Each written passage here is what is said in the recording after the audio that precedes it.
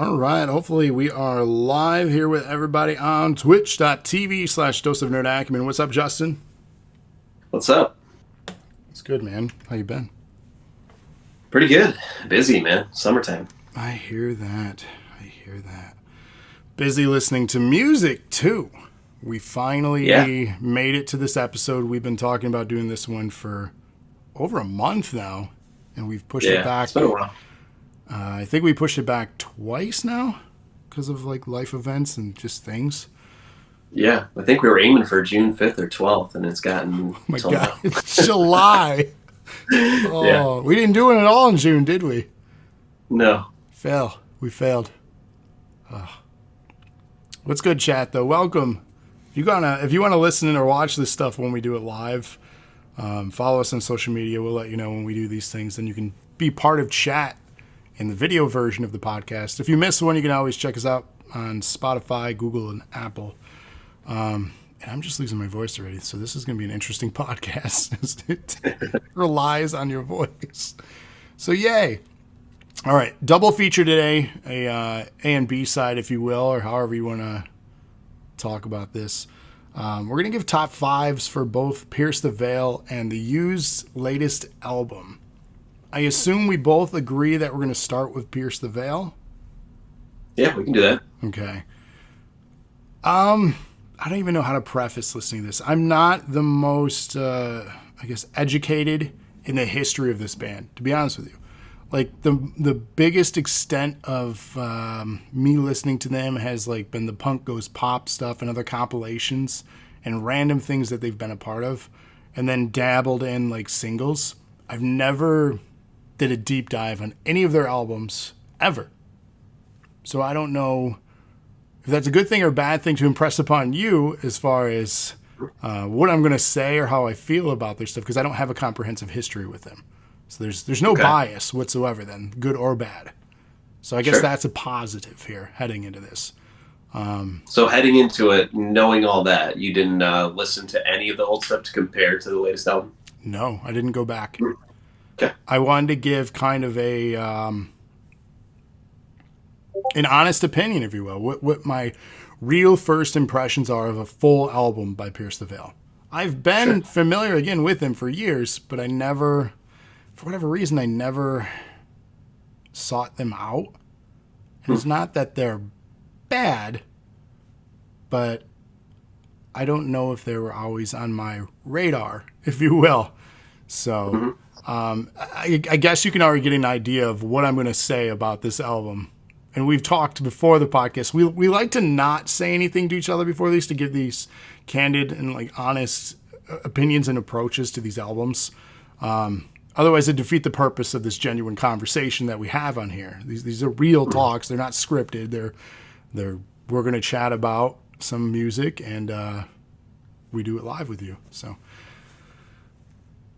I was able to make a top five after all. I know we talked about that much.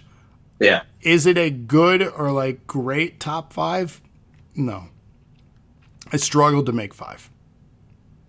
Like, I think there were 5 decent songs on the album, but there wasn't 5 that I absolutely loved.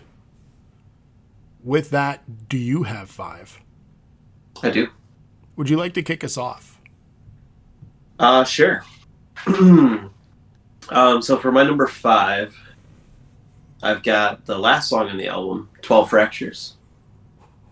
So this one, it's the only track that's actually featuring somebody. So it's got Chloe Moriando. Said now I miss the pain sometimes. It's kind of about 2 people existing in the real world separately. Kind of mellow throughout the song. Kind of great. I really like the vocal ranges on this track from both of them. I thought they complemented each other pretty well. And then I just really like the lyrics, just kind of just these 2 people that are apparently broken up or seemingly separated. And then, just saying you wash me off, then spit me out. And it's just very lyrically, I really liked it. And I liked that it was kind of a little like mellow slow down for them. Not that this album was insanely heavy or anything, but I like the way that the album finished with this song. But if you haven't heard of Chloe, she does have some good stuff out there. When I looked her up, because I knew the name sounded familiar to me, and she's popped up on my release radar for Spotify a few times. There's about 4 or so songs of hers that have popped up that I've liked, that I've actually liked, so it shows up for me later. So she's got some good stuff too, worth checking into if you haven't heard of her before. Yeah, her brief bio that I'm looking at here. Another YouTube artist, basically, that got their rise to fame that way, from at least it says here. So, 100-bit donation from Ray to Hip Hip Hooray. Thank you for that, sir.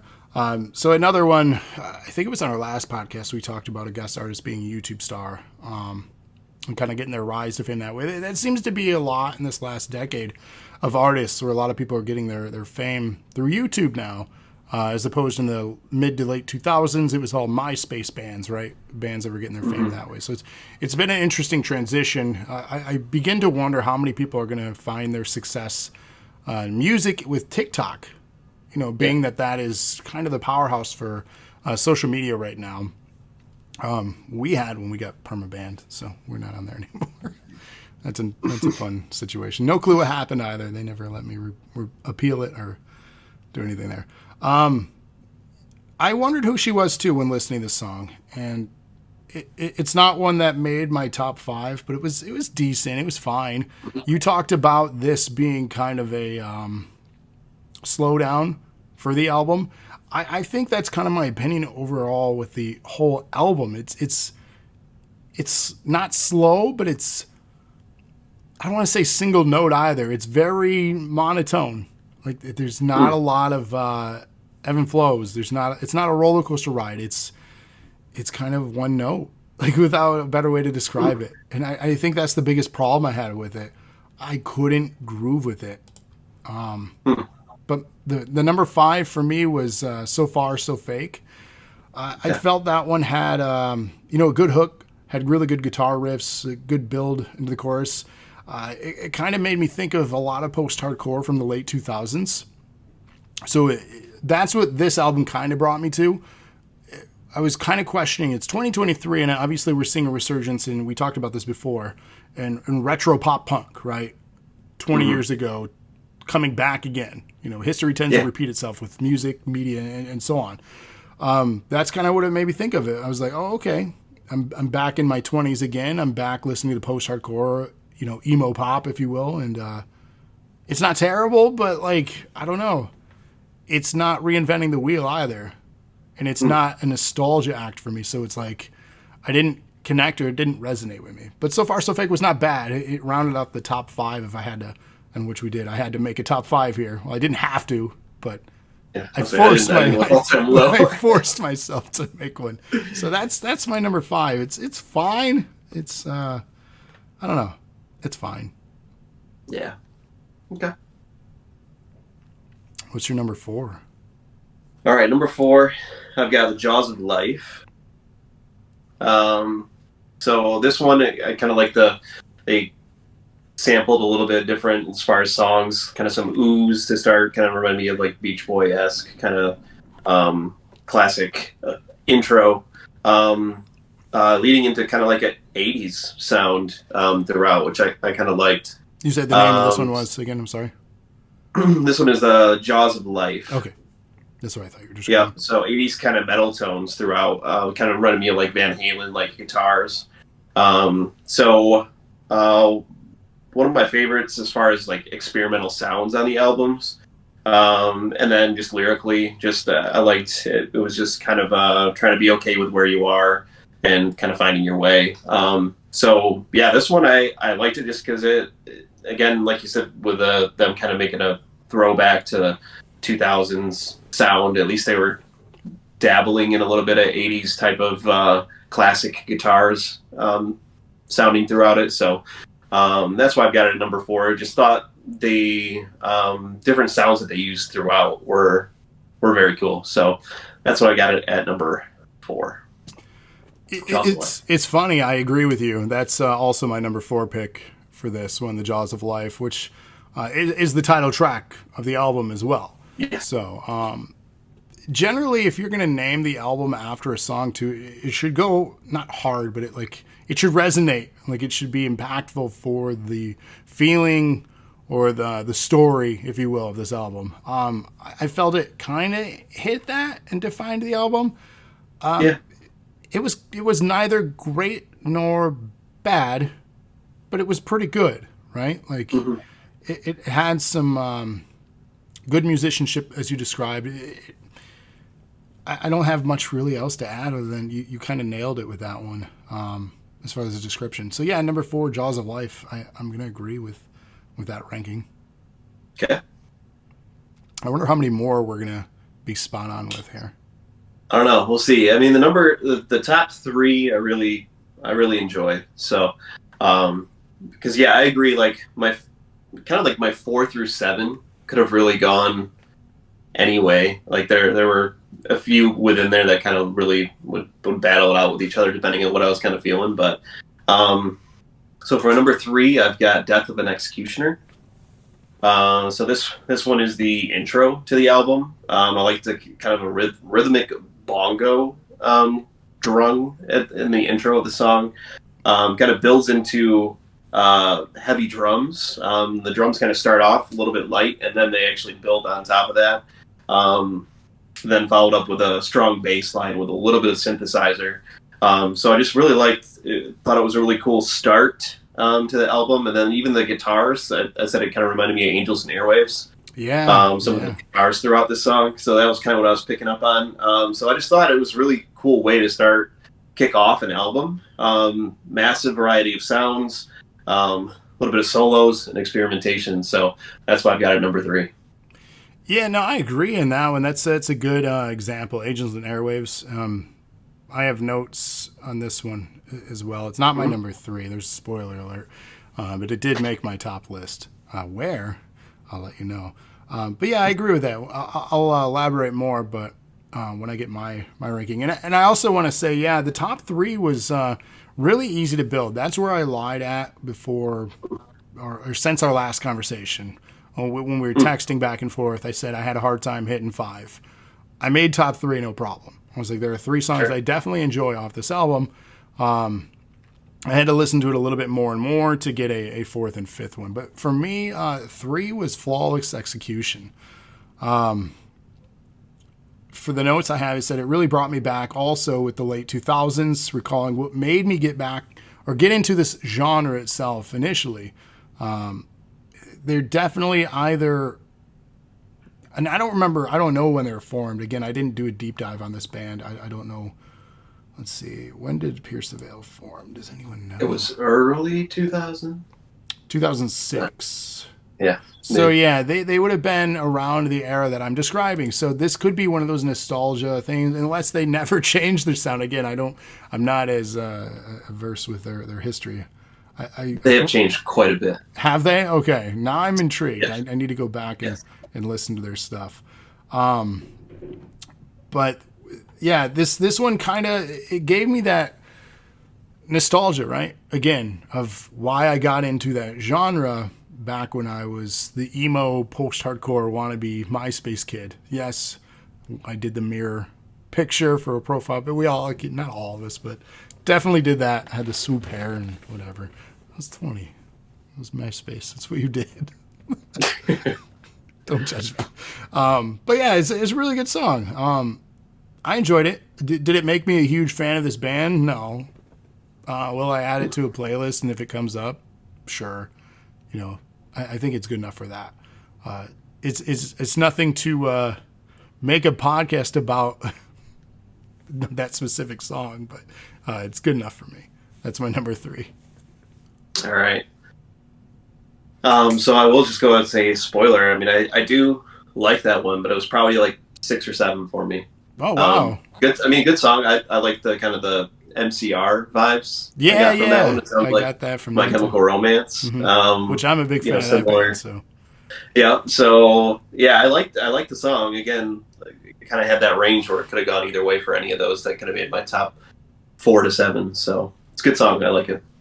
Emma in chat says she feels like they're at Warped Tour a lot at some point. Yeah, I think they're one of the common rotating Warped Tour bands for sure.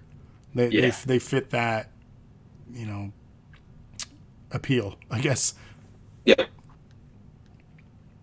All right, so number 2, I've got Emergency Contact.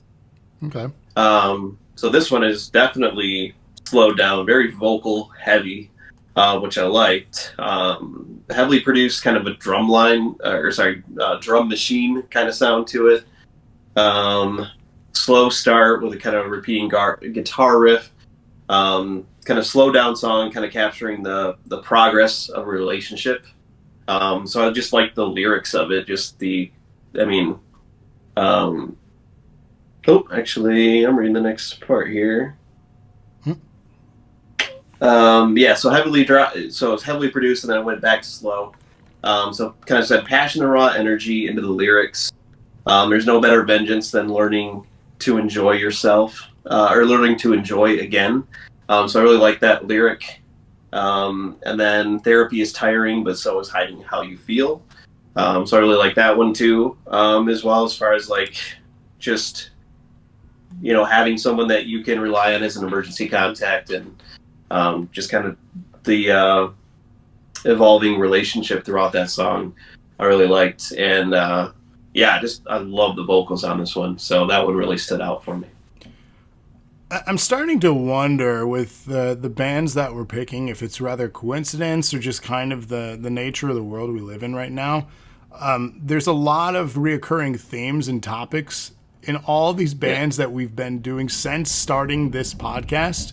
If you go check out the YouTube channel dedicated to this podcast, which you really should, by the way, you can listen to all our old stuff. But there's been a reoccurring theme and topic in almost all of the bands, if not all of the bands that we've covered to this date. Obviously anxiety, depression, suicide therapy, mental health as far as like the big topic of it all. Is everyone okay? Like, oh man, are we just drawn to this kind of music, or is this our ear therapy? Like, I don't know. Right. Well, I think COVID had a lot to do with that. We're still kind of in that era. Like, I mean, some of these albums that are even coming out now were recorded in 2021, early 2022, potentially, when this was still heavy on people's minds. So I think we're still seeing a lot of that, to be honest. Yeah, it makes sense. Chat says, no, we are not okay. Multiple people saying that. And yes, we are drawn to it. I mean, yeah, that makes sense. And yeah, that makes sense for this exiting, if you will, that time period or era. And yeah, another MCR reference right there. I'm not okay, I promise.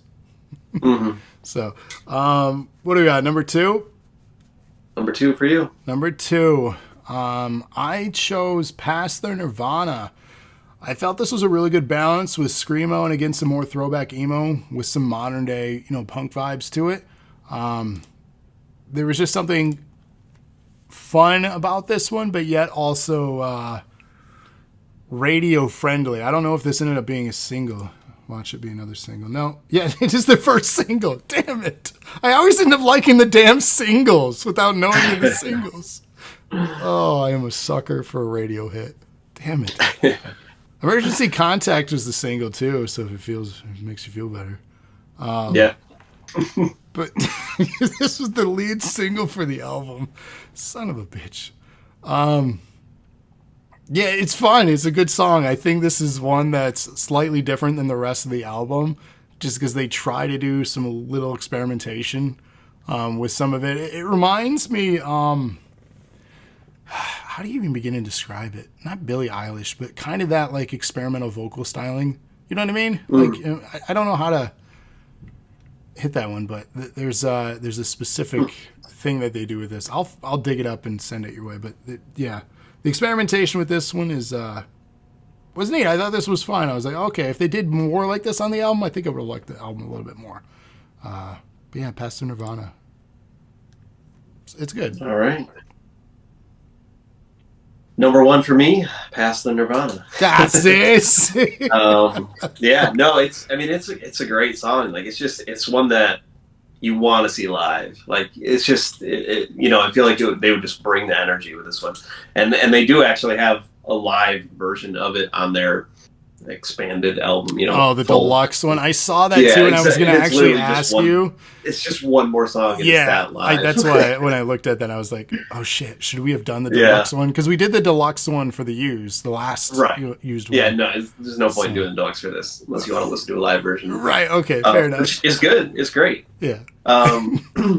So yeah, love this song. Lyrically, I don't know if you caught onto it, but they're saying that they mention Paul Meany. So I don't know if you know who that is, but he's mentioned in the song. But he's of Mute Math, that band. Yeah, so that's so a if you're name I familiar have with not them. heard a long time. Right. Well, the reason you haven't heard of him in a long time is because he's been producing. Yep, he produced this album. Yeah, so he produced this album, but he's also done albums for Shania Twain, What? 21 Pilots, Walk the Moon, and Youngblood. So that's so all over the place. You can see why you get all over the place kind of sounds with this album, and especially this song, because he's basically like saying like drop the beat, Paul Meany, or something to that effect. I didn't write it down exactly, but it makes sense. Like this guy produces all kinds of stuff, and if you go back and like you said you didn't, and listen to older Pierce the Veil, I mean, you're talking a lot heavier stuff. Like this is a super mellow for them. So going back and listening to their stuff, there's a few songs here or there that I like overall, but it's just too screamy for me. I don't know. That's what I remember them being too. That's why I think That's I only kind of dabbled in them. Because don't get me wrong, I love heavy music. Yes. But there becomes a point where if it's just too much screaming and not enough sing-along vocals, I'm kind of turned off by it. One of my favorite bands, and we talked about this before, we haven't even done a review on this band yet, Bring the Horizon. Oh, sure. I've just gushed about them, so we already know that's going to be a fun review. But even their early work, I'm just kind of like, this is good, but like I can't get through a whole album because I'm just kind of like, it's too much. Similar. Yeah. So yeah, maybe that's why I never dove deep into them. That makes sense. But Mute Math, man, that is a name I have not heard in probably over a decade. Interesting. So he's the one who produced the album. But yeah, I liked the kind of the lyrical commentary on like what today's youth are dealing with. Basically talking about like one of the lyrics was a gentrified neighborhood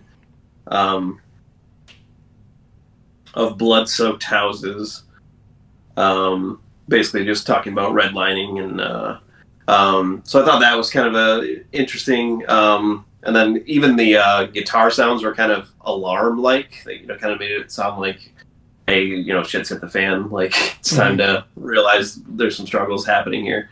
So it kind of properly conveyed the state of alarm.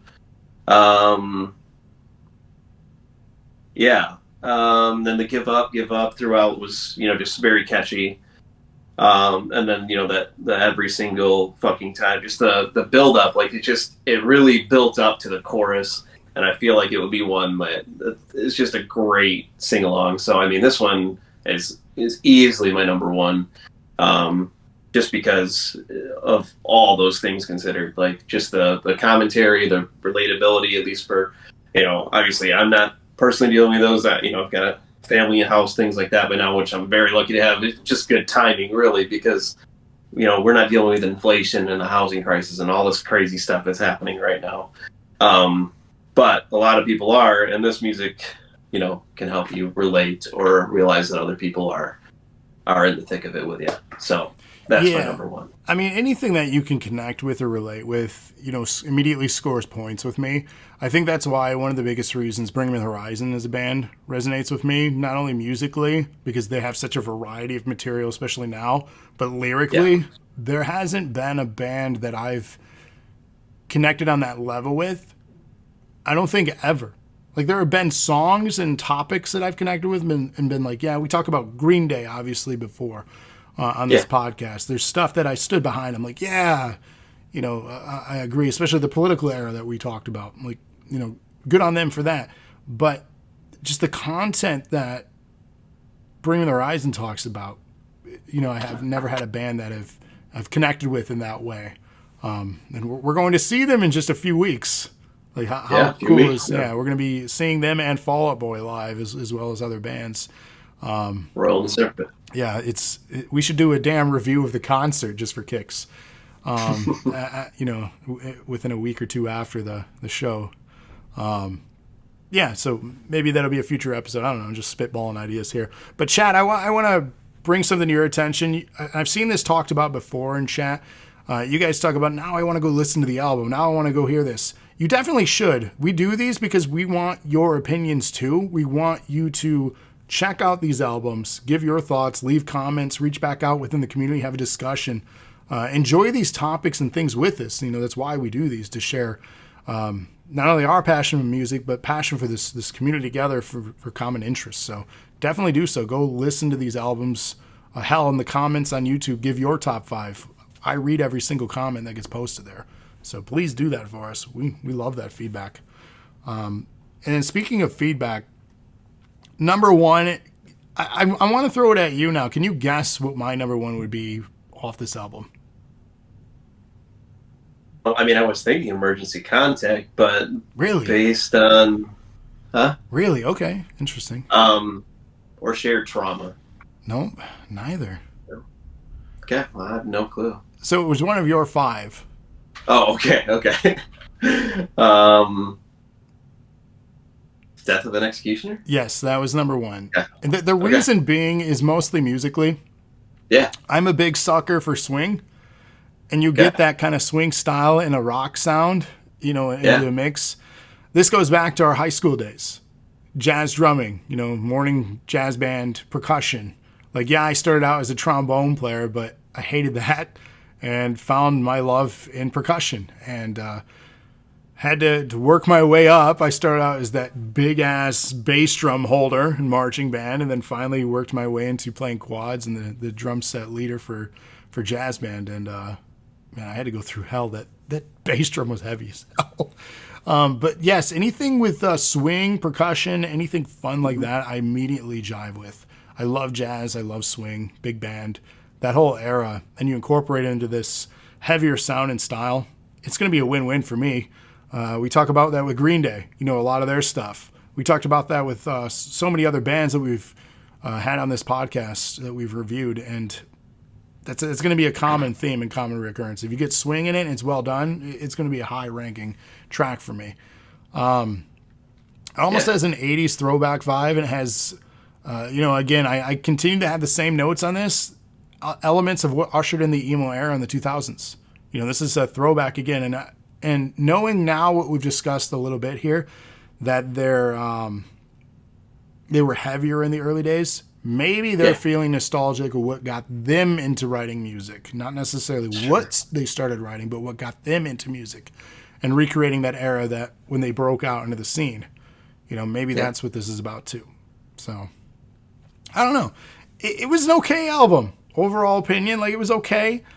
I don't think it's one I'm going to go back to often. I think these top 3 will be in a playlist for me and come up in rotation. But it's not going to be like All Time Low, which is a reoccurring album now for me. And I know you still don't love that. Don't get it.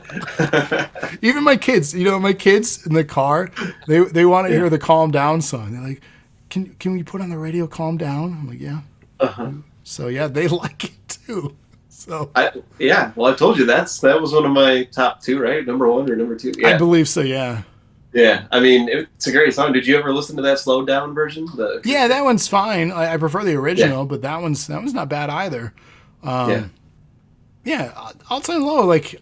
I've gone back and listened to their stuff more now. I became more of a fan of their band because of doing this podcast. Funny. So thank you for picking that one again.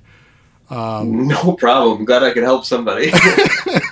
So that's funny how that worked out. Speaking of being a fan of a band, we're going to transition to the B side of this, which should be the A side, as it's the stronger band, in my opinion, my biased opinion. Unbiased bull. Okay, fair. The Used. All right. You started off. I'm going to gush about this band. I've been a fan since the beginning. In high school, fell in love with this band. It's been now over 20 years that I've been listening to them, which is wild to think about. That's a long time to listen to a band, and a band that continued to has banger after banger, as the kids would say, right? These albums slap. Yeah, those kids. Those kids. But for real. Real quick, before you get too deep. Okay, let's go. So Pierce the Veil, any notes on what you didn't like, aside from what you kind of mentioned? Because I know normally we go like 3 things you didn't like, so I didn't know if you had anything you wanted to touch on. To digress on Pierce the Veil, I thought it was too, like I said, I prefaced with one note. It was too much of the same. And if you like it, you're going to like it. But I didn't. So I felt there was not enough, not contrasting, but diversity, variety to the album. Not that there needs to be, but if it was too much of one note, I got bored with it. Yeah. Okay. So. Yeah, I mean, for me, I would say I liked the album, but again, I wasn't familiar with the band. I knew I'd listened to some of their earlier stuff and just didn't really care for it. So this was kind of when they popped up for me. I was like, oh, okay, I kind of like this song. And again, if they're showing me Emergency Contact and Past the Nirvana as their singles that are coming to my list, then of course, yeah, I'm gonna look into it further. So the one note that I really had about it was just their earlier stuff, despite that I didn't like it vocally. I really liked the guitar work, and they had a little more freedom to do a minute-long guitar solo or 45 seconds. And I was like looking throughout this whole album, trying to find a big solo spot where it felt like they wanted to, and they just were like, nah, that's good enough. And then they went back to lyrics or chorus or something. 14 seconds is what I could find. Oh, God. So it was just like, oh, yeah, here we go. And then it's like, oh, okay, and we're back.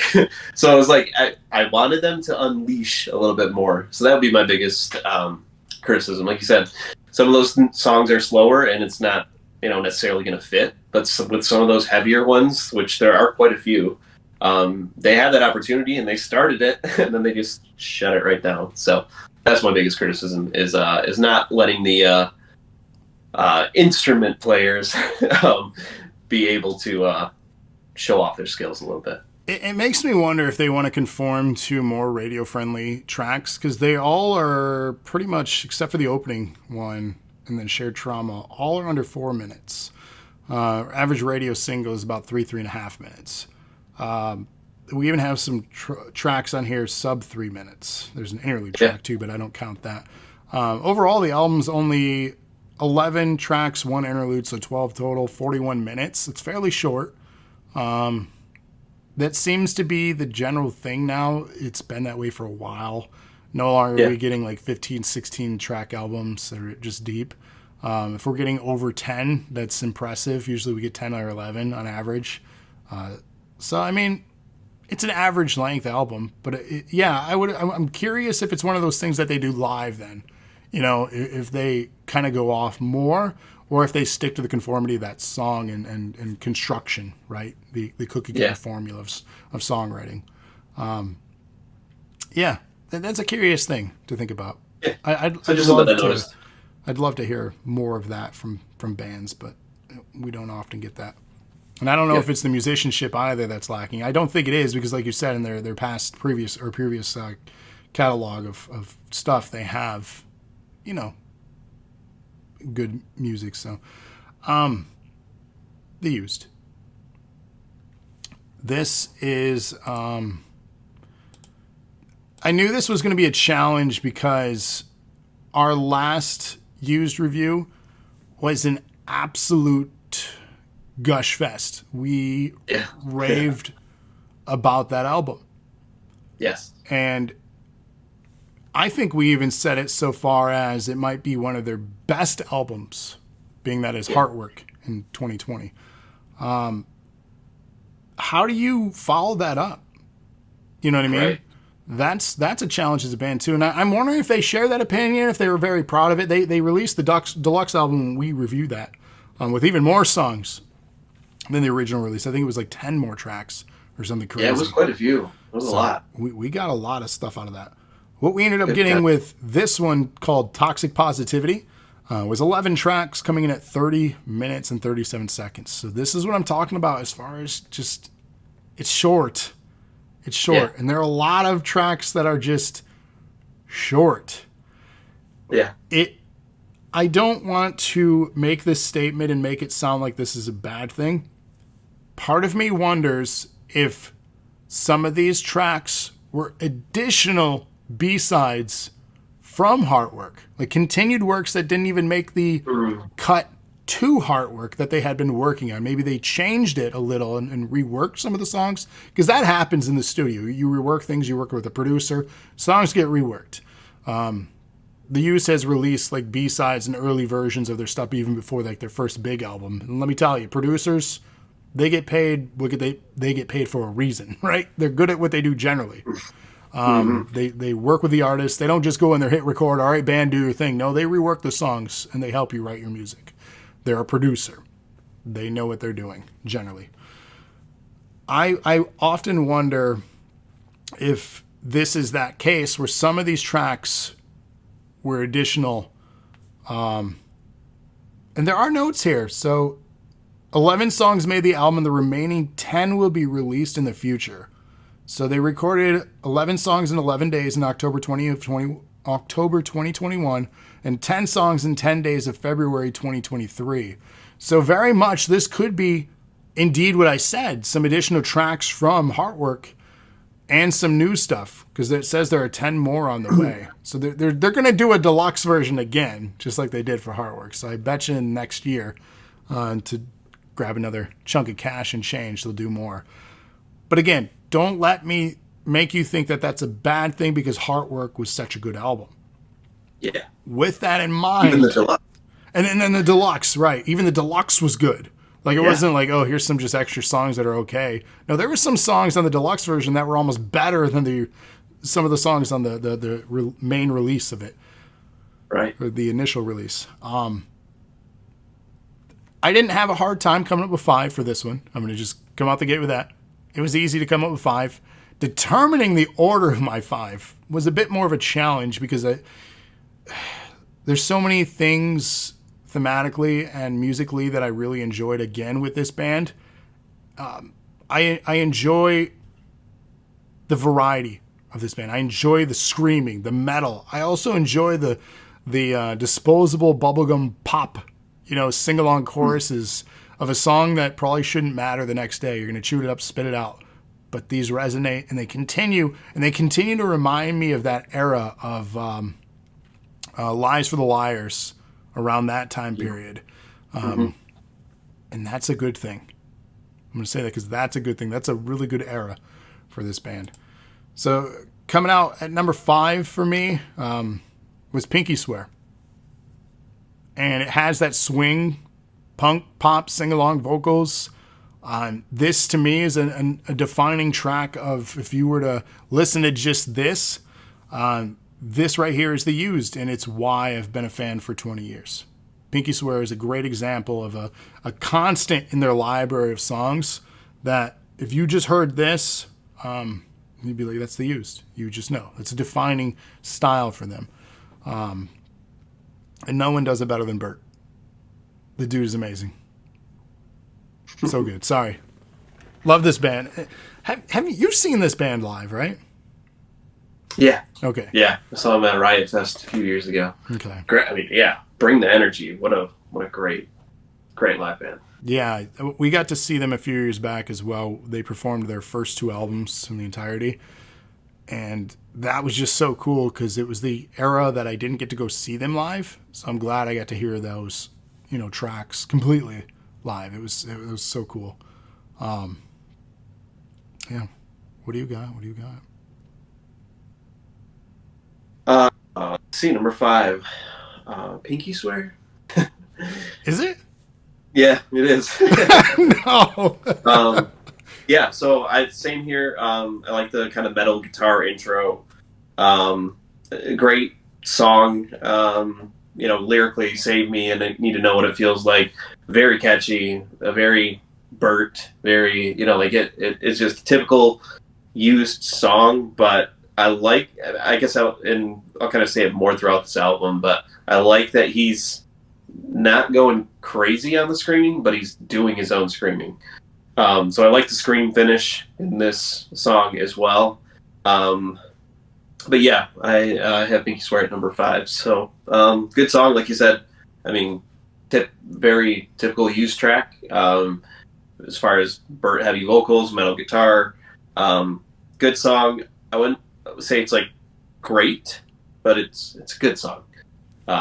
So I will say it was a little more difficult for me to get a top 5. Okay. Chat Mystery Fluid in chat says their number 5 is Headspace, and for them, Pinky Swear was an honorable mention. Okay. So far, that's it as far as their feedback. Oh, and their vocals on that one remind me of Liars for the Liars. Yeah, like I said, that era is very prominent on this album, and a few of the tracks, not overall. And that's it. That's a good thing. It's not a bad thing. For me, coming in at number 4 is Dopamine. I thought this was a really fun style, resemble the era again that I possibly liked the most with this band. And again, that's this era exiting, or just before the 2 albums, I guess, Love and Death and Lies for the Liars. Both incredibly strong albums for them. Commercially, that's not a word. Commercially and critically, I combined. Commercially is commercially and critically combined. So commercially, that's a new word. Okay. Add it to your list of words to use from now on. You're welcome. Yeah, critically and commercially, both very successful albums for them. So this Dopamine reminds me of that era, and this will be on a loop for me, for sure. All 5 of these tracks that I'm going to name off are going to be on a loop. Hell, this album is probably going to be on a loop. So, but yeah, it's good. Dopamine's good. All right. So 4 for me is Top of the World. Again, this one I said kind of a very metal guitar intro to this one. Kind of an unlovable guy, kind of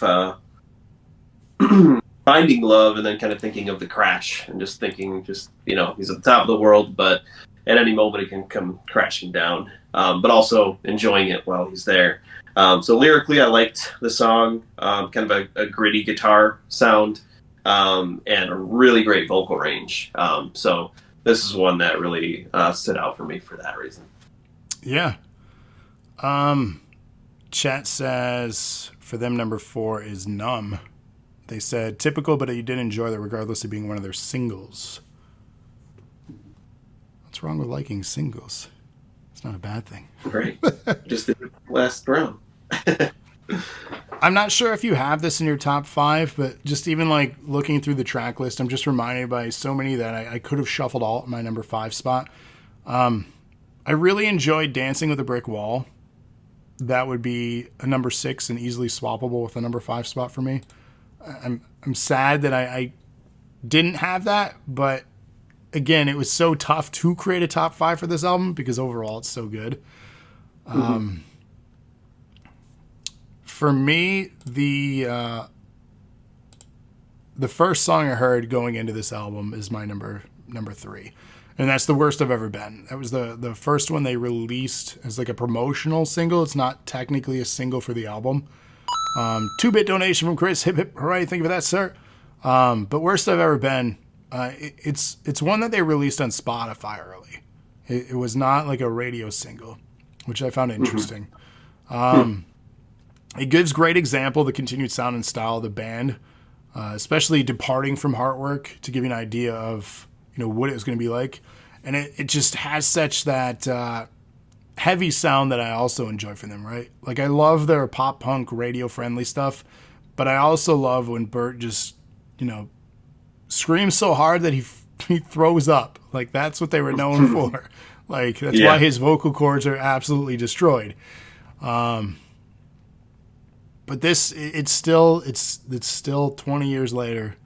I love that they get heavy with it when they could have easily just given us radio friendly hits entire career based off the success of those early albums. they could have ventured into that path.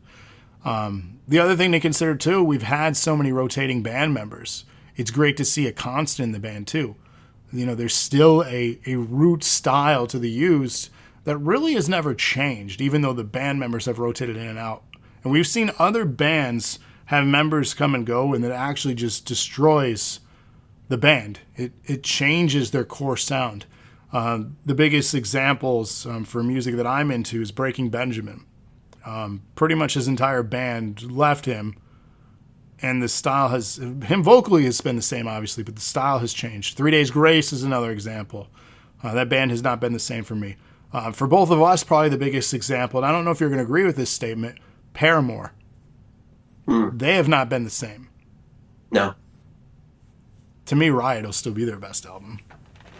I don't think anything will ever top that damn album. So there goes our debate on the bracket challenge for Paramore.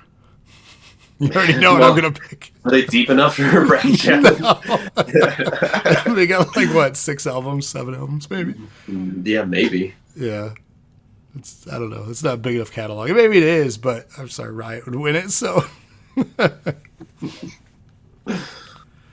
All right, what are we on, 3 here? Yeah. So yeah, that was 3 for me, worst I've ever been. All right. For 3, I've got Numb. So this one was released as a single. This one, I when I first heard it, it didn't. I don't know. It was just kind of okay to me. But it really grew on me after several listens. So kind of a mellow, kind of modern beat to it. Kind of like what they played around with their last album with Heartwork. And then I really like the Numb scream. So it took about a minute in for the drums to build. Kind of good follow-up to the song, even though I thought it was kind of not great lyrically. I liked the overall sound of the song. It was just very repetitive, right? Like the chorus was very repetitive, but catchy enough where I still really enjoyed it. So that's what I've got here. I like the piano breakdown in this song. Thought that was a cool element. And then just a bunch of experimental beats that they mix really well together to kind of stick with that modern sound they've been going with. So overall, it was catchy enough where I started to really like it. Yeah. Throw in the chat real quick. Conair says, I stole his lobster mac and cheese. What? Everyone needs to box his cheeks. Chat, you're wild tonight. Mystery says the opener is actually their number 1. So Worst You've Ever Been was their number 1. Shane Crow says, I know Avenged Sevenfold changed their drummer. So yeah, another band that changed their drummer. I think for them, they changed their style intentionally. Yeah. For one of the reasons for Avenged Sevenfold, he was also losing his voice. I really like that band, and they're another one that I don't love their early stuff because it was too much metal, and I love metal. And when I'm saying it's too much metal, it was pretty heavy. And yeah, Korn has had a few rotating members that have left. The drummer is the biggest or the most notable one. And then, gosh, there are so many, obviously, that have lost members. Members have come back, and it's changed. Limp Bizkit, right? Like, damn, amazing band right there. Yeah. Well, Sum 41, they lost their guitarist for a bit. From their early albums. Then he came back, and then their drummer, and then so it's just kind of been. But then the guitarist came back, and so it's just a new drummer. So they've been kind of patchwork, but not that they're too bad of an example, but some are more permanent, obviously. This would be a fun investigation topic. How many bands in the history of music, successful ones, because obviously there are a lot of bands to recount here, how many successful, chart-topping bands have had the constant of the same members throughout the careers, right? How many bands have actually had that lasting power, or all bands, or all members of the band stuck through it? I'm sure there's been problems. Like, every band has some sort of drama or problems or egos. I just Blink. We didn't even talk about Blink. I mean, come on. Right yeah, there. Blink. That's another one. God, Original drummer gone out the gate. yeah. I mean, they had albums with him on it, but I yeah, know, but I he mean, was gone. as far as the span of their career. Yeah, Blink. He was gone in a blink of an eye. Oh, yikes. There's your bad joke. Come on, I always got to have one to disappoint you. There's my one for the show. I appreciate it. Yeah, you're welcome. I'm surprised I haven't had any more this time. I'm so scatterbrained right now, Right. it seems. Good God. Everything is just weird today. I swear. What else did chat say? Catching up on them. Mystery says their number 3 was Top of the World. And then Thunderbird says, I think Korn had the original. Davis Silvera, yeah, he got hurt in an accident. I know he left. He opened a restaurant, a bunch of stuff too. Like he left in the early 2000s. So, I don't know. That'd be an interesting topic though. How many bands have stuck around with the same members the entire time? Like, did Aerosmith have members leave or did they stick with the same people? That's just the first one that comes to mind. I know Guns N' Roses didn't.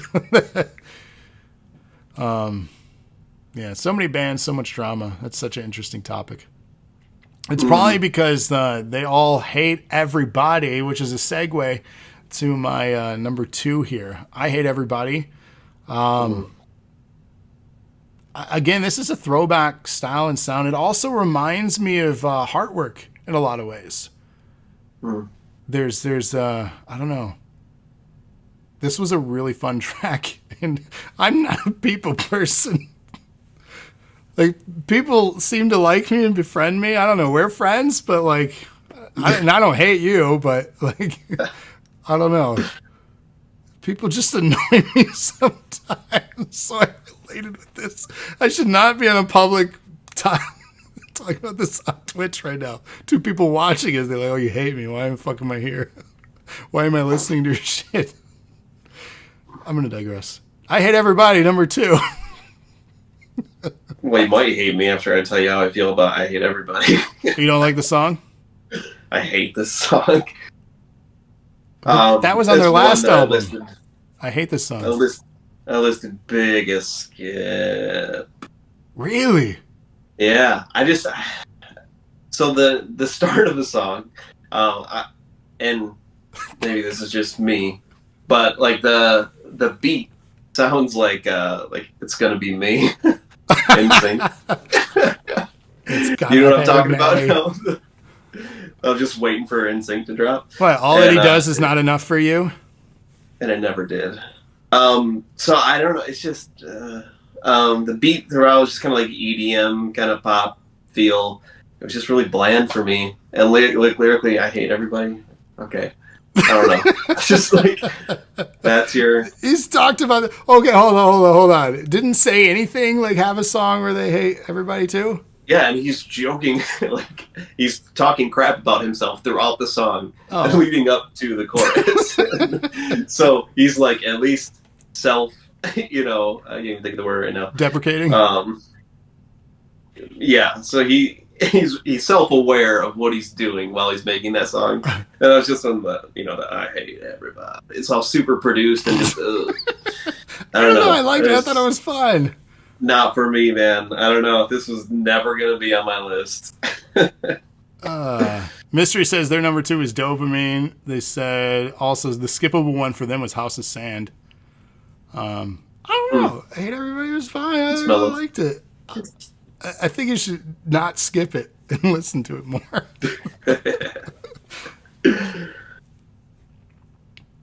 All right, so we're down to 2? Yeah. All right, for 2, I've got Headspace, so that one's been mentioned a few times. Mm-hmm. Yeah, again, this one just felt like lyrically, I really liked it. And again, kind of similar to the theme of the album, toxic positivity and being kind of in your own headspace. So I really like the vocal range on this one. And then I like the lyrics, about solder neural pathways in my brain, the new neural pathways in my brain. Basically just trying to fix his headspace because of all the crap that people have been through over these last few years. So lyrically, I really liked it. Really catchy. With the headspace, part just being really something you want to sing along with. I really like the breakdown in the middle, kind of a slow drum roll, the heavy synth, and vocals to finish it out. So really like that one. Yeah, I agree. That one has, for me, one of the best lyrics on the album as far as defining things like that. I struggled with the top 5. I really did for this. Because I don't think there is a terrible track on this album. I think there are, like you said, I don't even know there's skippable ones for me. I'll listen to them. I don't think they're going to be my favorites, but you should listen to I Hate Everybody. I think you'll like it more. I don't know. If you listened to it too much, maybe you would go Numb, which is my number 1 on the album. And go figure, damn it all to hell, this is the first single for this album. I don't do this intentionally, I promise you. This is not intentional where I pick the singles as my favorite songs. I think if we go back on all these podcasts, how many have ended up being the singles that I've enjoyed, in the top few as far as my ranking? I think most of them. So whoever is choosing these as singles, they're doing it well. They want me to buy the album, although I haven't bought an album in over a decade. But right. Yeah, no, easily for me the best track on the album. I really enjoyed Numb. Yeah. It defines another good example of what the Used is and has become. For me, relatable track lyrically. Obviously, I'm a person that's come and gone and dealt with depression, anxiety. I still deal with the ups and downs and the roller coasters of it. Definitely could use some therapy. So having this kind of artist and bands in my life is kind of therapeutic in a non-professional way. Coping mechanisms on so many things. Emma in chat says, come and gone, it goes away. No, you just bury it. It never goes away. At least not for some. But it's life, right? That's life. But yeah, this... when I first listened to this album, I don't think that was my favorite track. I think it was one of those things that I listened to it more and more, and then things shifted around. And I don't know if it was mood or something that just clicked or just, I don't know. It's ranking is so interesting because it changes. And I think mood has a lot to do with interests and ranking, because you could rank food, right? But your taste buds evolve and change over time. And even with, I guess food is not a really best example here, because somebody can prepare a dish differently and it'd be the same dish, but it tastes poorly. A song is a song is a song. It's gonna, when you hear it, it's the same song every time. But your mood could change that appeal, I think. If you're in a bad mood, I think you're going to be drawn towards different music than you would be when you're in a positive mood. Seasonal things, too. Like, you're going to listen to different bands in the summertime. Like, when the weather gets warmer and nicer, when spring hits, you know what bands I think of? I think of bands like 311. It's weird, right? Would you not like 311? Yeah, they're okay. Oh, God. Okay. You went further down that alternative rabbit hole than I did. So That's true. Yeah. I don't know. Whatever. 311's good. You were pretty heavy into alternative for a while. Yeah.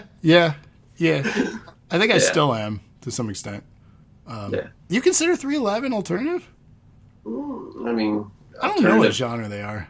Punk rock? I don't know. I don't know. I really like 311 though. They're good. They're really good. You know who's not good? Maroon 5. I don't like them anymore. I like songs about Jane. Yeah, that's like early though. Like yeah, I know. they were good then. Mystery says 311 is vibe rock. Yeah, I'm cool with vibe rock. I don't know. Funk, right? Yeah. Funk, yeah. That's about right. You know who's really good though? The Red Hot Chili Peppers. But like, I don't love all their albums. I love right. Yeah, so very like, hit or miss for me. They're another one. Foo Fighters the same way. Like everyone rants and raves about the Foo Fighters, but like I'll listen to an album, I'm like, okay, but like some of their songs are really, really good. But yes, I don't know. Let's hear your number one. I've gone way off. All right, so I don't know if you're gonna let me count this or not. But hold on. Let me guess. Oh, there's no interlude on this. I was Well, you're going to not say gonna it's the guess. interlude. That's why I'm saying you're not gonna let me count this. Wait, is it not on the album? Number one, I got "People Are Vomit." Oh no, that doesn't count. That's a single. That's not part of this It came out at album. the same time. I don't know why they didn't put it on the album. It's the best track. That doesn't count. You Anyway, can't let me pick give you that. my review of "People Are Vomit," Okay. and then I'll go back to honorable mention one because I knew you would give me crap about that. Yeah, because it's Okay. not on here. Why did that not make the album? I don't know. I think it's because it's politically charged, which is different for the Used, and it's not like anything else on the album. But still, they've done that in the past in their albums. They've had that as far as topics. They've talked politics like numerous times. Some of the middle albums. Yeah. Which So weren't as anyway, "People Are successful. Vomit." Heavy intro into "Scream," and then heavier drums. Basically, "United We Fall, Divided We Stand." I really like the lyrics in this song. Let's see. "Dying in Our Sleep." I can't read my writing. From the American Dream. There it is. So I really like that one, just about the kind of social commentary. Really, really catchy. And the Pledge Allegiance part in the middle, just really great. Like they should have put this on the album. It's my favorite from anything else on that album. "People Are Vomit." So, But go ahead. no, did you listen to that one at all? No, I have. know I said- Yeah. Honestly, I forgot about it until you mentioned it. Yeah. Because it's not part of the album. All right. So, if I have to choose one from the album, I timed it out because I knew you'd say that. I've got "Dancing with a Brick Wall." Which is a really good song. And again, I'm so mad I didn't like. Exactly. So that one had like a almost Panic-like violin intro into the "Tear It Down" on a repeat. It's really like that. I like the breakdowns and the range and the catchy chorus. Good mix of the old Used sound and the modern sound. So really like this one. Like the way it was produced, and really, really catchy song. So that is what I've got at my true number one. Do you have a book? Did you write a book on it? I saw you hold up a book, or is that just what you're holding your notes on? Notes. Okay. That's what I got. I thought you wrote a book on this. I'm like, damn. You did a whole thorough. It'll be published this fall, by the way, if you want to. Yeah, sure. No. Here, I got to bring this up too, because based on what you had said, if you go to Wikipedia, it categorizes it as a single that is part of Toxic Positivity, but is not considered part of the album. But also in 2022, "Fuck You." Yeah. You remember that song? Yep. That is considered also part of Toxic Positivity, but not on the album. And that It'll song be on the deluxe. it'll likely make the deluxe. I bet you it might not though too, because it's think it just will. you think okay. Yeah, I think both will. You think both will? I'm going to say it right now. I don't think either will. That's just my opinion. Okay. We'll see when those come out, and we Watch it have it be one. recorded. One's right, one's wrong. We'll see. But yeah, those two were considered, like, if you go to the brackets of the albums that was on there. But also, like, going back in their past, "Under Pressure" was considered part of "In Love and Death." That was not on that album. I believe that was on a No. deluxe or an international version of that album, though. So I wonder if there are different versions internationally, but the U.S. release got, this.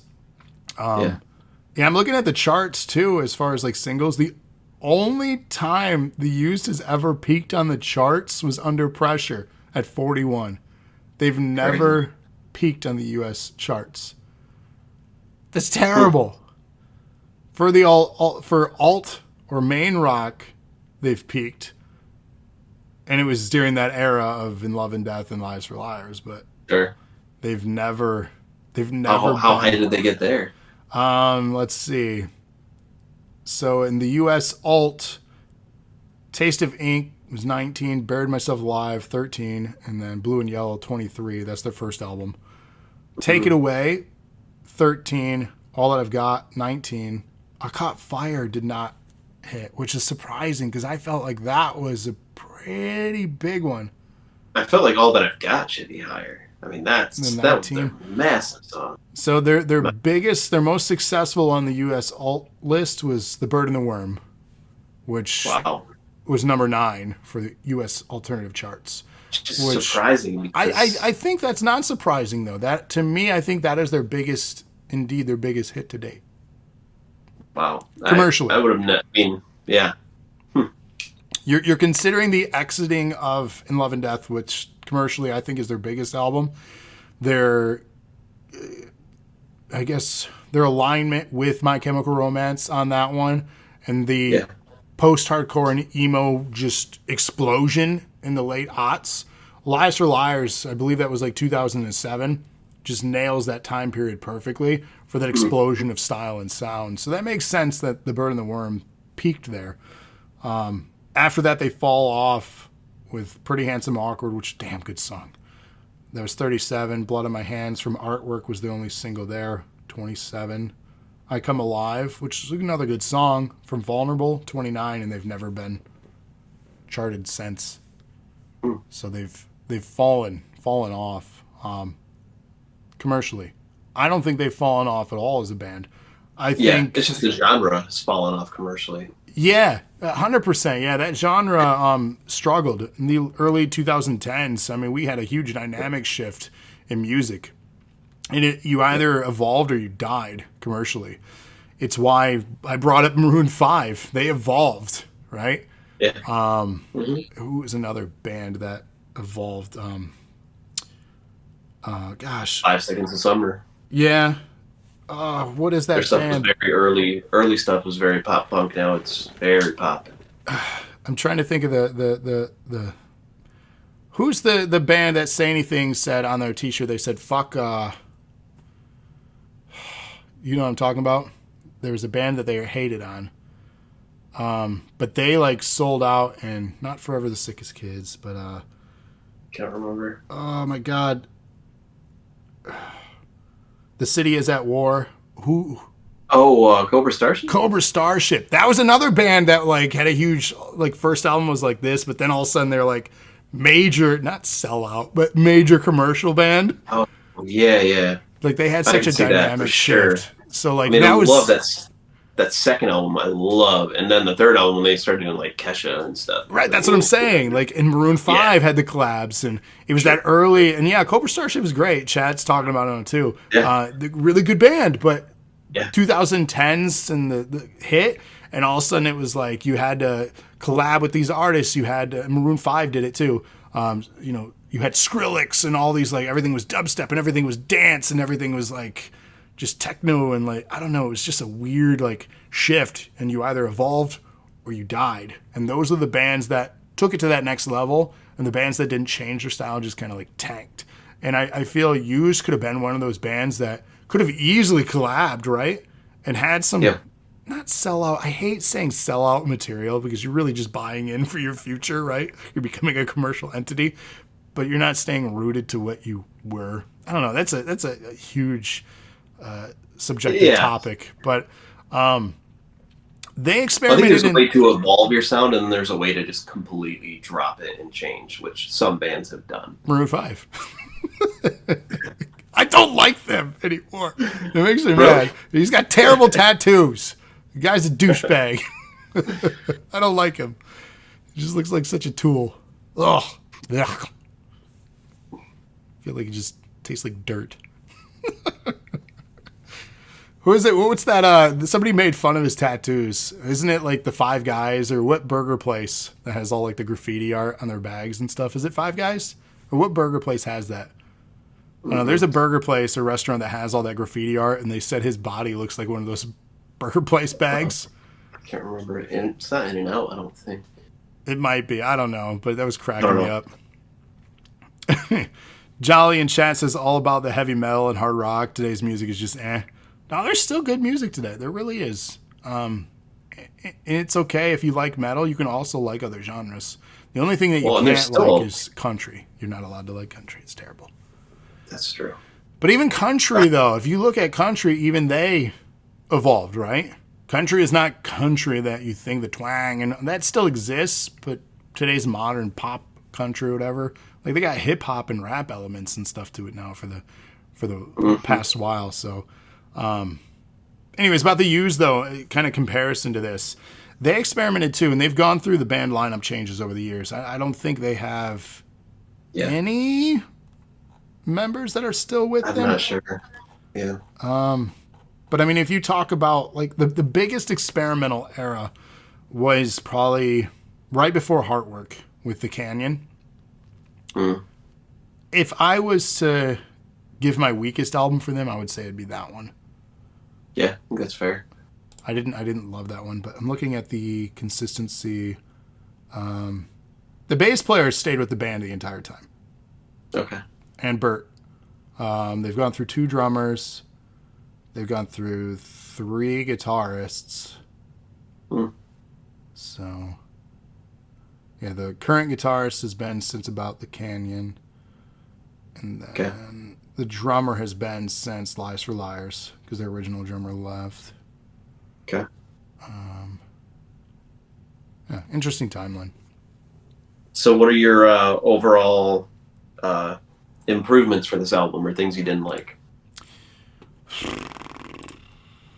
I didn't like it was only 30 minutes. Yeah. I felt it was short. I felt a lot of the tracks were too short. And I don't know what I would have done to make them longer, because you could have just had like an instrumental intro or outros or bridges or interludes of a song. Like, if there was no need to make them longer, don't overstay your welcome as a song. You know what I mean? So none of the songs overstayed their welcome. But I just overall felt it was a quick album. It was just too short. I wanted more. And that's not necessarily a bad thing, because then it'll give us that deluxe version that we know we're getting. Even some of the songs on here that were kind of slow. Somebody brought up House of Sand. That's fine. Like, that's not a bad track. It's fine. I don't know. I feel like I could just sing along with Bert, whether he's upbeat, screaming, or just kind of melodramatic about everything. Okay. I don't know. I don't think there's a bad thing besides it was too short. Okay. For me, it was difficult getting 5. Like, for me, I mean, as you know, we said we love Heartwork, and so I listened to this album. At first, I was like, okay, I really like it. It's really good. Really, really dig it. And then I listened to it a couple more times, and it's a little. You said it about Pierce the Veil. It's a little too one note for me. It's like, I get they're going with this modern sound, and then even like I know that Worst I've Ever Been is like one of your top tracks. And that one was just like, okay, this is a typical U song. It's not anything new. It's not anything groundbreaking. So I mean, it's a great high energy song to kick off the album. But then just going through the track, then Numb, obviously that was on my list. I Hate Everybody. I already told you about that. It's not a bad song. Oh, listen again. Pinky Swear, I thought it was okay. That's fine. Headspace really liked. Cherry, very skippable. It's an acoustic intro, guitar 1 minute in. I don't know. And then Dopamine was kind of in the middling 5-6 range. Dancing with the Brick Wall I like. Top of the World I like. House of Sand, skippable, slow. Like, I get they were trying to go slow it down, make it meaningful, but lyrically I didn't think it was that great. And then Giving Up, I felt like they were trying to create an emo anthem, and it's very like, this is not giving up on me, and so it kind of like reminded me of like a emo Miss Independent. So it was like it was very dancey, very like fast paced. So I don't know. It just seemed just overall, like you said, with it being 10 tracks, 30 minutes, like I don't know. I expected more, and so I listened to this album. I went back to Heartwork and I listened. And I'm like, did I just like that album too much? Like was I, And I listened to it, and like the first 5 tracks are all over the place musically, and then it continues on and even into the full deluxe version. Excellent. Like it still holds up for me, and I like that they had the guest vocals. I like that they came in and did all these cool things with their sound. And this one, again, I just felt like some of these songs were kind of interchangeable, very middle of the pack. Really, only like the top 2 or 3 are like ones that I would put on rotation, just because it was very typical used sound, nothing evolving like we got from Hard Work. I could understand and agree with your sentiments there. It's quite possible there was more inspiration, with the last one with the collaborations. Mm-hmm. This one feels more in the pocket and safe for the used as far as release. And like I said, I think it's one of those transitional albums too for them. This is their 9th album. Like, this is not a young band. No.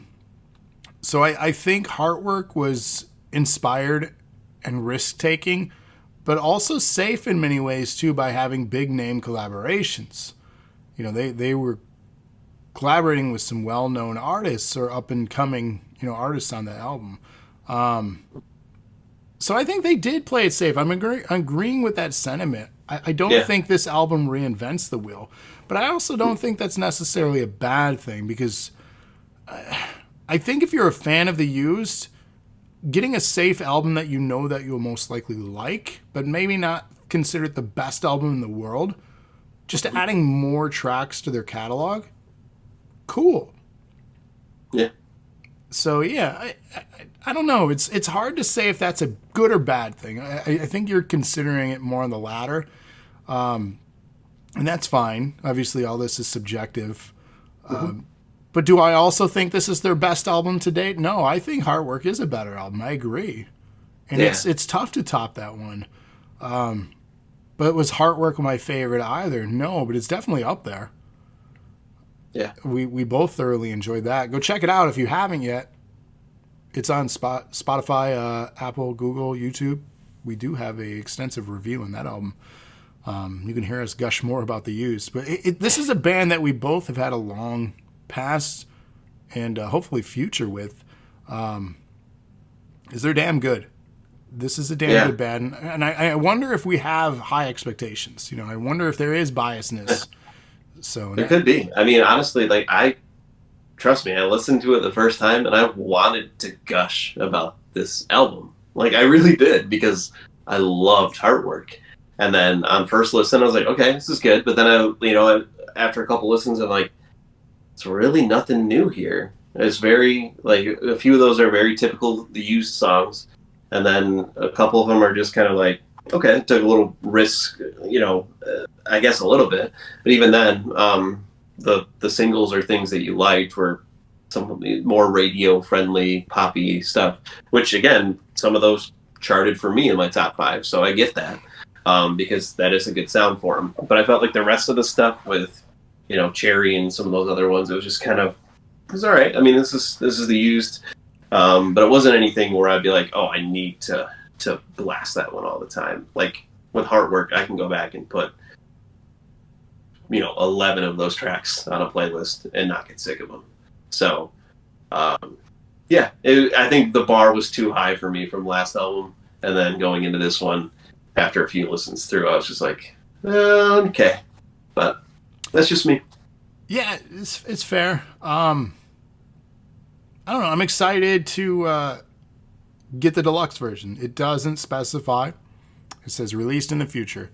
Being that this just came out May 19th, 2023, I would speculate at best a winter release. At best. At worst, next spring. Yeah, I know last year not last year, with the last album, Heartwork, I think it was 2022, 2021. When they came out with the deluxe. So I can't remember when it was released in 2020, but there was at least it was a year between, I want to say. Yeah, I mean, I know it was a year numerically, but I'm not sure if it was like 6 months or So closer to that. April 24th, 2020 was Heartwork. The deluxe was Yeah. September 10, 2021, so over a year. Year, yeah. So Okay. that's why I feel it's going to be a similar plan of release. Sure. It also helps pad commercially for the label on how they release these things, because they're a business, right? It's not Hmm. like we're sitting on these tracks. They're probably ready to go, ready to be shipped out for the world, but they're a business. They're considering when financially they want to release them to the wild. Because yes, we're not consuming this by buying these albums, but we are giving them money by subscribing to what I assume Spotify for you. Yeah. So yeah, well, I shouldn't assume. We both have a shared playlist on there. I'm an idiot. Yeah. Right. Jesus Christ. So yes, Spotify. But when we give them plays, that gives them dividends, right? I don't know what the ratio is. The contracts there is probably shit, but we're I mean, giving I've them easily money. given them an album's worth of money, at least from Heartwork. So, Yeah, I mean, for that album, for sure. I still listen to yeah, that on repeat. Like, that's a good album. they made way more money off of me on streams than I would have if I bought the CD. Which is good because we're still paying the same rate every month. It's Yeah, not like we're paying extra money to play that album more and more, you know what I mean? So, exactly. like, I don't know. Here I am, sponsor of Spotify. Here I am pimping out these service. But in all honesty, like, not buying an album in over a decade, it's weird because I'm still very physical media with gaming. I've only started to go And to movies? and movies, yes, and yeah. But in all honesty, though, too, like if I'm paying $20 for a new movie and I get a digital copy instead of just buying the digital copy for $20, technically I'm getting a free physical media of the movie to put on my shelf. You know what I mean? That's how I justify still having physical media in the form there. Sure. Same with gaming, right? The digital copy of a video game is $60 or $70, but the physical copy is also that much. Even Yeah. though technically that physical copy is just a coaster because updates, the day one patch overwrites everything that was on the damn disc anyways. Once those consoles go offline, your disc is useless. God, I love Well, modern the other gaming. thing with physical copies, at least for gaming, is they're resellable. If you're buying digital copies, that's linked to your account or that, you Yeah, know. they So if you get dabbled tired in. of it, you Yeah, you can't can't. resell it. They dabbled in the idea of being able to share and sell.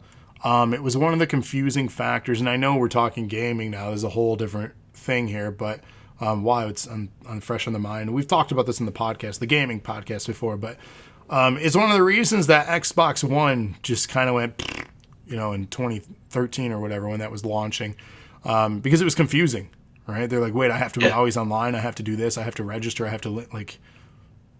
Yeah, for this to work, they gotta figure out who the licensed copy of this is, linking to account wise. You can't just not be online. Like, then Hmm. there's piracy and all kinds of rampant issues there. And you know what? It's funny that it didn't backfire on Netflix because they're doing the check-in things and making people have linked emails and checking IPs. It worked for them. Their subscription rate went back up. But years and years ago, 10 years ago, it tanked Xbox, and they've been failing to catch up to PlayStation since. So what a world of change has happened with the understanding and the forced nature of having to do that. Xbox never pulled the trigger, obviously. Netflix did. Interesting. 10 years. I don't know. These are the things I stay up and think about instead of sleeping. This is why I'm so sporadic up here. Anyways, in closing, I don't think we have much more to say on Pierce the Veil the Used. We could just chat about random nonsense for the next hour. I'm sure people wouldn't mind, but Yeah. Well, I mean, one thing, this is a music review podcast. One thing that we could always do is, because obviously albums are coming out constantly, and we're not going to review them all. no, it's too But much. I mean, are there things that you've been streaming recently that are honorable mentions for people to check out? Let me look at my Spotify. Because I'll be honest with you, like, if you look at my Spotify, it's because they do those top whatever. My Yeah. Spotify, and I'm not going to say it out loud, but it's linked to my Alexa and Google. I don't want to say it because it'll trigger it to start playing shit. They're linked to those pods. So my kids, I swear to God, I don't always listen to Kids Bop. I swear to I know. God. Perry Grip still ranks really high for me. Hold on. What's wrong with Nickelback? People in chat talking about Nickelback. I like Nickelback. Y'all can hate on Nickelback. It's fine. What have I been listening to? Like Mimi, not my kids. All Time Low. I don't know why I asked. Obviously, The Used, Pierce the Veil. Fall Out Boy is in my rotation. Bring Me the Horizon. Outcast. Simple Creatures. Panic at the Disco. Blink-182. Say Anything. 30 Seconds to Mars. Those have been in my recent rotation of things. I am intrigued by the new 30 Seconds to Mars. So I don't know. Have you ever been into them as a band?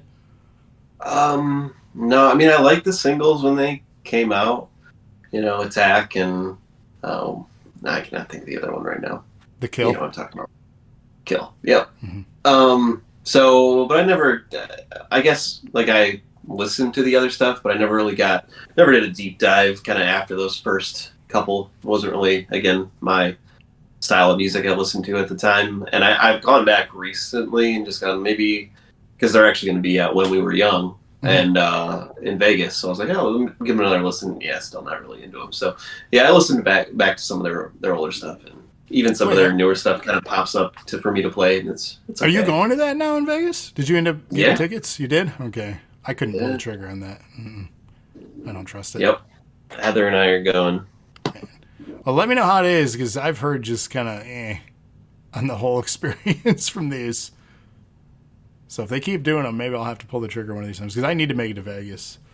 That's what I want to do for my 40th, and that's coming up real quick. Ugh. Yeah. But no, I love 30 Seconds to Mars. Fun little quick story on 30 Seconds to Mars. I'm sure you've heard this a million times, but I'm going to, for the listeners that hasn't heard it. They were doing a show. They're one of the opening bands. I forget who they're opening up for now. But they're at the Orbit Room in Grand Rapids. I don't even know if that's still a venue. I don't know. I think so. Yeah, I don't think it is, but tiny ass venue, like maybe 2,000 people tops. Like that's just maybe 1,000. Maybe 1,000. Yeah, you're packed in like sardines there. I've seen several bands. Like I've seen Drowning Pool there. I've seen so many. Like I met the singer before he died of Drowning Pool. There, I stood out in the snow to get his the drummer's drumstick signed by him. Cool dude, but. 30 Seconds to Mars does their set, finishes, and we're like a few people back from the guardrail. And I was with Andrea and a few of her friends from college. And she turns around to us. She's like, those guys were really good. That singer, though, he looks just like Jared Leto. It's so crazy. I'm like, Andrea, don't know how to tell you this, but that was Jared Leto. She's like, what? She had no clue. Like, she knew he was in a band. She didn't really, like, she read People magazine. She had no,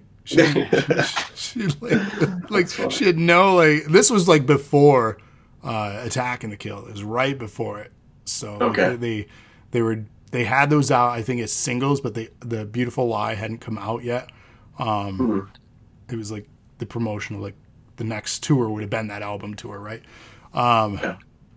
She had no clue. She had no clue that it was him. She's so mad. Like, how would it made of any difference? Like, would you have rushed the stage then? Like, I don't understand. Like, I get that you're upset. You didn't know it was him, but would that have changed your opinion of their set? Right. Like, their big song at that time was Capricorn, So, I don't know. Sorry, I'm a big fan of 30 Seconds to Mars. I love their stuff. The only members left in that band, too, are, I think, the brothers. Him and Shannon. So the cult leaders. The cult leader. Dude, okay, him as an individual, what is... Yeah, he's an interesting character. You could do a podcast on that. Oh. Right. I don't know what's going on with him on a personal level. But, yeah. Their career is so weird, too, because, like, it was such a small, little, tiny venue. And then they went on international stadium tours. And now they're just not.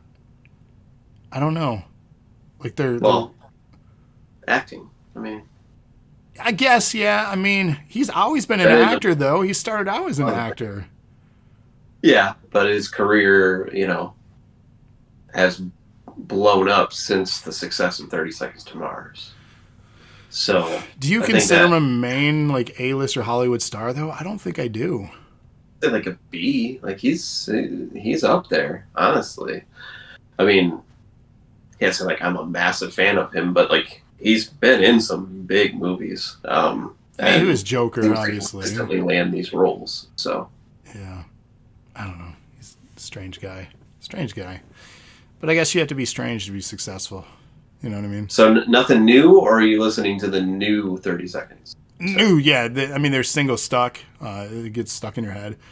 It's not... Their style, again, is completely different. We could do a whole review on their evolution of sound and style, too.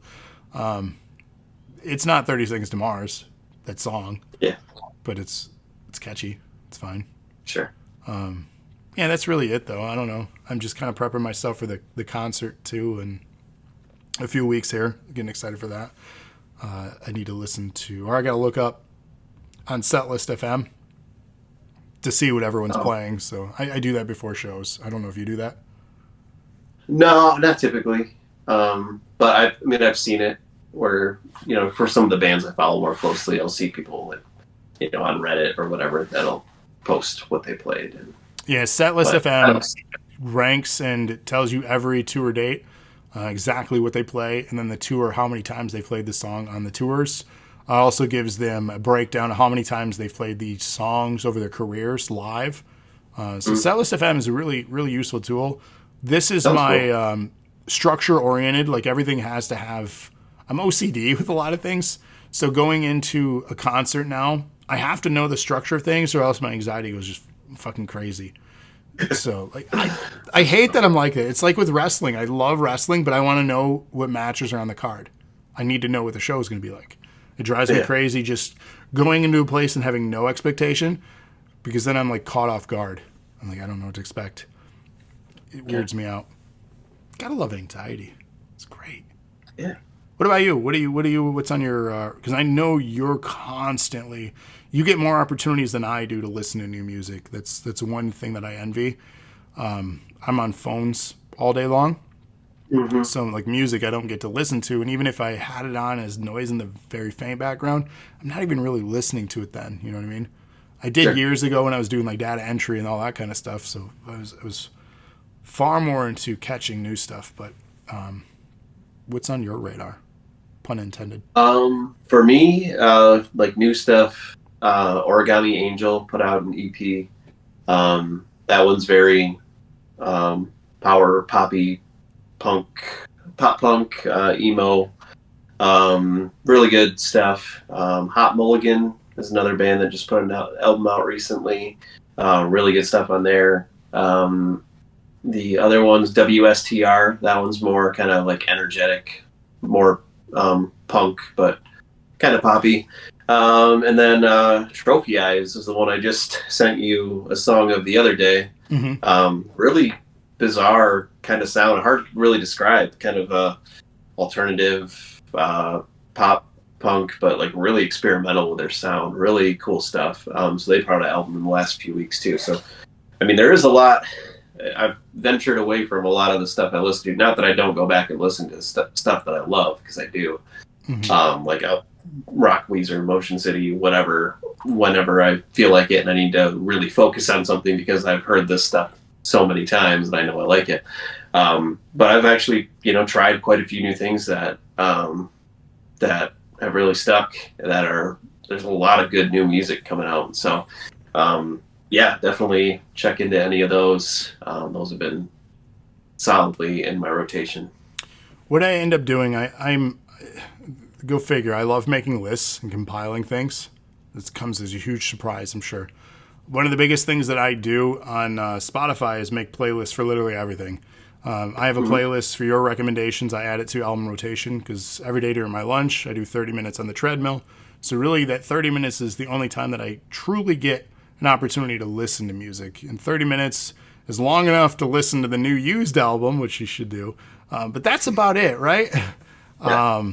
It's a short period of time. So in a shuffle with, I mean, dozens and dozens of albums that not only that I want to listen to, that you've also recommended to me. I think there's like 50 some plus hours, if not more, on this playlist for the treadmill. And I have so many others too. I have one that I've made almost every year since getting Spotify with Andrew and I. We compile, I think it's like 1,000 songs. We each take 500 and throw it on a playlist. And that's our shuffle for the car rides whenever we go somewhere. Then there's no debating on like who's getting to listen to what music. We just hit shuffle. We each have 500 songs. If it plays a couple of hers in a row, that's shuffle. If it plays a couple of mine in a row, that's shuffle. We try, because with the subscription you can, rearrange and stuff too. So we do that sometimes too. She calls it stacking the playlist. That's funny. I'm like, well, no, I just want to hear my songs more. But, and then there's also like I have a new music one too from the bands that I like really, really like that I need to like Fall Out Boy had a new album. Used had a new album this year, so I'll throw those ones on there. These are bands that I'm going to listen to. These are their latest ones. And then I have like decade playlists, like new releases since 2020 to present. I also have the 2010 to 2019. Like I have these decades. So if I'm feeling a certain mood, if I want to go back into my favorite 90s alternative, I want to listen to some Nirvana, things of the 90s, I just shuffle that. So like I've spent so much time, and I probably have 150 playlists, if not more. Jeez. I thought I was pretty bad. Yeah, it's bad. Then I have the one for you and I. What do they call that? The blend. Yeah, the blend. So like, there's one for you and I. There's one for Andrew and I. Like our blend is interesting. It has Bring Me the Horizon. It's got Slipknot, Breathe Carolina, Pierce the Veil now, obviously. Paramore, Reliant K, Bad Omens, All Time Low, All American Rejects, Simple Plan, Blink, Lit, Sum 41, Royal and the Serpent, Newfound Glory, Suburban, The Used, The Devil Wears Prada. Like there's just so many interesting things in our blend. And this updates all the time too based on our listening stuff. So like Spotify, give us like some sort of sponsorship for real. Like I'm pimping y'all out big time here. Yeah, I know. I'll go through and do like 2023 albums I've been meaning to listen to, and then I'll hear something come up on my release radar, and I'll hear the song and I'll be like, oh, I really like that song, and then if I check out the band, I see it's a full album, I'll just drop that album into that playlist. Yep. And then I'll eventually get around to it. So that's kind of what I did with some of those bands that I mentioned. We're like, okay, I really like that one. Maybe I'll check into more stuff. And then, so that's how I find out, oh, wow, I really like this band, not just this song.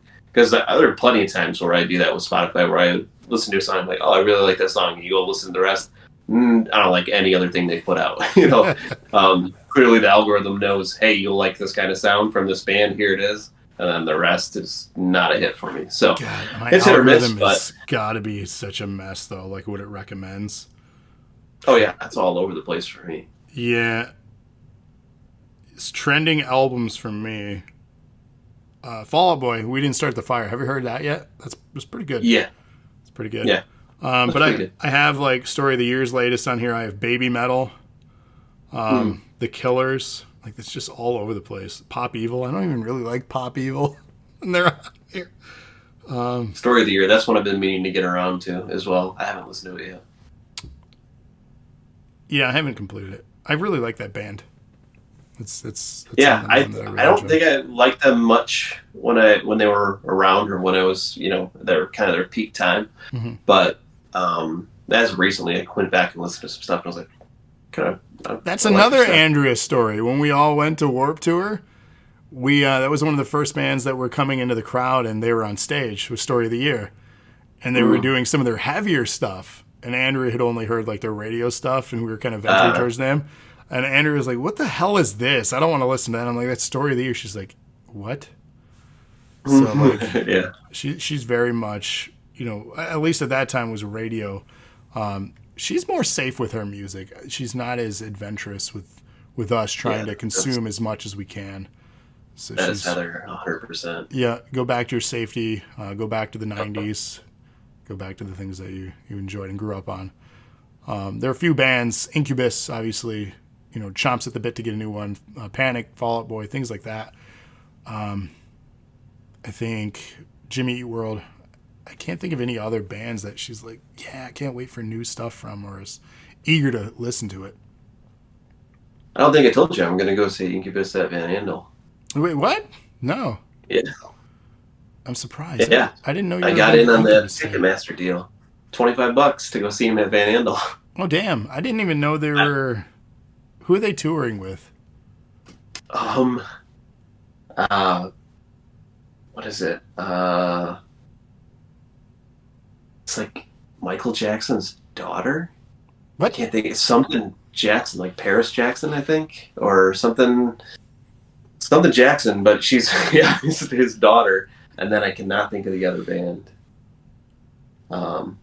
But yeah, they're coming to Van Andel, and it's got up $25 tickets. And That's not bad. Yeah, Oh, they put on one hell of a live show. So arena show for Incubus, obviously we've talked about them before, and you said they put on an amazing live show, and I know. Have you never seen them live? No, that's why I was like $25. I can't pass this up. Yeah. Okay, I think that's the band I've seen the most live now. Yeah, Incubus, and we've met them too. That was one of the birthday gifts I got her years and years ago. Was like a meet and greet, and we were right up on the rail. Like that was the coolest experience. As far as like a concert experience, I'm not saying it was the best show ever, but it's like as far as a concert experience, being on the rail, awesome, so awesome. Yeah, yeah, man, you're gonna have fun. They put on one hell of a live show. Yeah, so, looking forward to it. I think it's the bassist. I hope he's back with him. I don't know what his health situation was. He ended up having like a brain tumor or something. Wow. That was like 2 years ago during the start of the pandemic, so he took a break for a little while. So yeah, they're overdue for a new album too. I would love to do a review of their new album when that comes out with you. I'd be curious to know your thoughts, because I don't know how well versed you are with their catalog. Not a ton. I mean, I'll say when I looked back after, considering whether to get tickets, I'm like, they have way more hits than I remember. Yeah, I mean, easily. They could do a 4 or 5 hour show and not play all their good stuff. Right. So, yeah, I haven't done a super deep dive into them, but I overall, I like them, and I really love their singles, I guess. Some obviously got overplayed to death at the time, like Drive, Yeah. But still, like it's one that super well, and you wouldn't mind seeing live. So they generally don't play many of these, maybe one track off this album, but listen to Science. It's very early for them, but that's one of my favorite albums by them. Okay. Really, really good stuff. Check it out. But yeah, we could talk music forever and hours and hours and hours and hours and hours. There's so much to digest and so much to go over, and it's literally never ending. Music is one thing that will forever be a constant in this world. There will always be new releases, good and bad. With that, I really don't know how else to exit other than we're going to do more of these because there's just more to consume. So I hope you enjoyed the breakdown of our top 5s for Pierce the Veil and the U's latest albums. Hopefully it inspires you to check that out, listen to it, give your own thoughts and opinions, and leave them in a comment wherever you can on our social media. As far as our next episode, I don't know what we'll do in July again. We'll have to take a look at that release radar, but I do think we should give even if it's a short episode, a feedback of the concert we're going to in just a few weeks. I think that would be a neat, just kind of like, because we're not sitting with each other, so that's not going to be a shared experience. You went premium. I did go premium. It's 2 of my favorite bands. I'm not going to not go premium. I get it, man. I get it. Great lineup. It's sick.